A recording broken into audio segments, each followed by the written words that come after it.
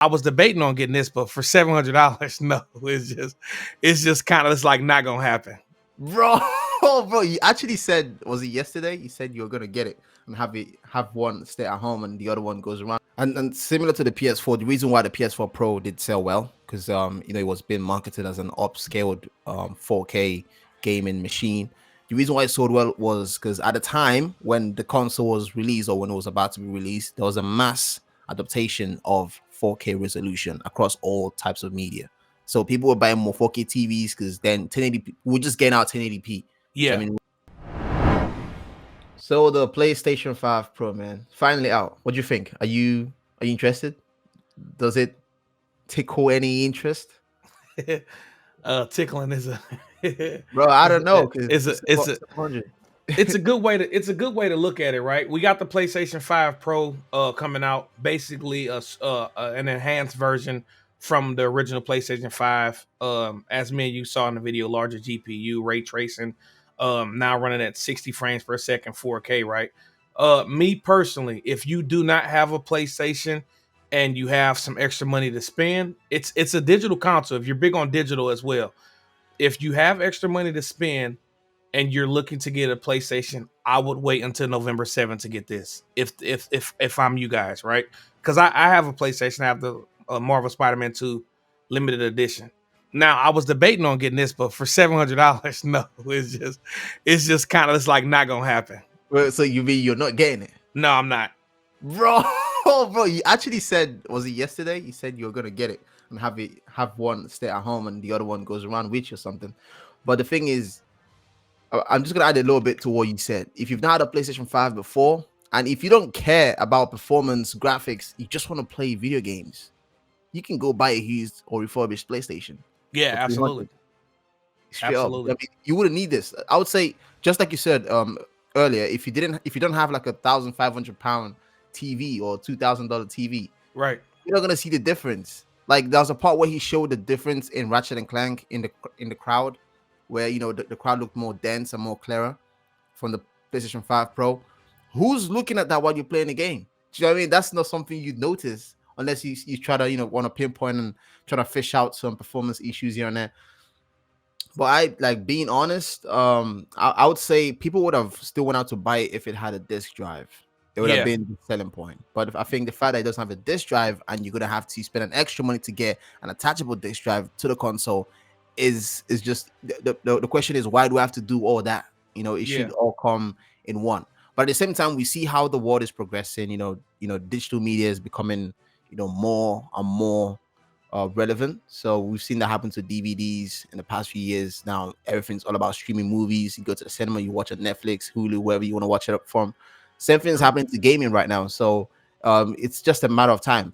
Perhaps PS6 will be all digital. You would be surprised. Google Stadia tried this about a few years ago, but it didn't work out. But there's something they added to the new consoles called the PSSR. I think it's a PlayStation Spectral something resolution. It's kind of it's similar to the DLSS on PC, but it's for resolution. So your games are gonna look clearer. Do you know what I mean? It's just this little thing. So it has a larger GPU, which is going to be 45% faster than the current one that we have. It might make your game run, smoother. We've seen Marvel Spider-Man 2 is part of the games that's going to be running on 4K 60. I'm not impressed by that. The only thing that impressed me is Alan Wake 2 running a 4K 60. That game can't even run on PC. I mean, it runs on PC, but really, really, chubby and stuff. Like you said, even then, it's getting to the point, like you said, all media is going digital. Which me personally, any gamer, right, like yourself, I'm looking in your background right now. You have a bunch of physical copies of video games back there. You buy right here. Yeah, like you buy digital because it's convenient, right? But real gamers enjoy the physical copy of games. Like I can go in my closet right now and go pull up Star Wars Battlefront 2 that came out on the PlayStation 2, and like months ago they just had a remastered version of the game that came out for the PlayStation 5. So it's just one of those things. Like you can go grab this from outside. I can go grab this from outside of my closet, have this game up ready to play on a PlayStation 2 console, because I still have one of those PlayStation 3s that are backwards compatible to where I can play PlayStation 3, 2, and 1 games. So all real gamers are huge on the physical media portion of the video game genre, just because in a sense there are a lot of games that get delisted from the PlayStation Store, the Microsoft Store, and we're not going to act like it happened, because it does. Crystal Dynamics, Marvel's Avengers, that game is completely delisted off of all platforms digitally. Now, before it did, I was actually able to go get a physical copy of the game. Yeah, it's a game that nobody really cared about, it and do that well, but it still shows that even a game that's doing that bad with sales, with marketing, stuff like that, can get delisted. You know, Spider-Man Web of Shadows delisted, Spider-Man 2, 3, you know, all of those games, Activision, Beanox, Spider-Man's, all of those games are delisted in the PlayStation Store. You can't find those digitally anymore at all, ever. So you would only need a physical copy, and when you get a hold of it, people are charging $200, $300 for this one game because it's vintage and they know how much it, you know, how big Spider-Man's IP is. Like for me, right? I was going to get the game until we did find out that it was digital and they were charging $700. Like you said, if you are big on graphics, ray tracing, you know, audio, even then, like you would have to have all of the things that make sense. Like I can't be like, well, let me go get a 32-inch TV with a basic HDMI in there and plug up this new PlayStation 5 Pro and expect it to show at a greater You wouldn't see no resolution. difference. No Yeah, difference at all. if I'm on a 1080 if I'm on a 1080p flat screen TV, it's just not being realistic. So then you would have to go out like we were talking about, $3,000 TV, QLED, 4K, you know, 60 frames per OLED, second. all the bells Yeah, and whistles. OLED. You would have to go get the bells and whistles kind of version of a TV to even play this game and really enjoy it. It's not like you can be like, well, let me go get a flat screen LG TV that optimizes the resolution to 1080p and be like, oh, I'm pissed off at PlayStation because this isn't what I want. You know what I mean? So Yeah. it would just depend on the person. And similar to the PS4, the reason why the PS4 Pro did sell well, because you know, it was being marketed as an upscaled 4K gaming machine. The reason why it sold well was because at the time when the console was released, or when it was about to be released, there was a mass adaptation of 4K resolution across all types of media. So people were buying more 4K TVs because then 1080p, we're just getting out 1080p. Yeah. So, I mean, people just getting out 1080p and they're getting into 4K, having 4K TVs in the sitting room and all that kind of stuff. So people were more, you know, compelled to go buy a PS4 Pro. Now it's been like 4 or 5 years into, you know, 4K media. We're all kind of used to it now. Is anyone really going to spend 700 for this console with no disk drive? It's really hard to ask, man. I'm not going to lie to you. I mean, I was planning on selling my current PS5 and get this one, but then I realized this has no disk drive. Yeah, no disk. Bro.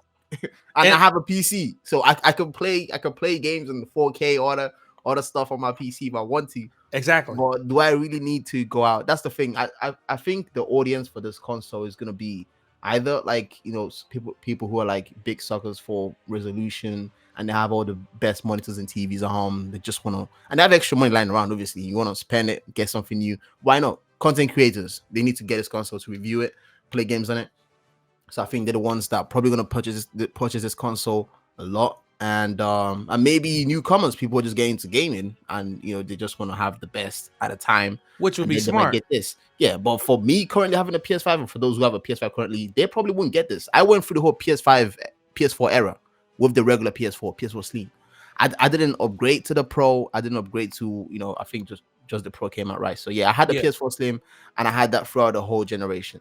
I think I got it back in 2015 or so, if I remember. But yeah, that's all I gotta say for this. I think I'm more impressed with Alan Wake 2, well, supposedly running at 4K 60.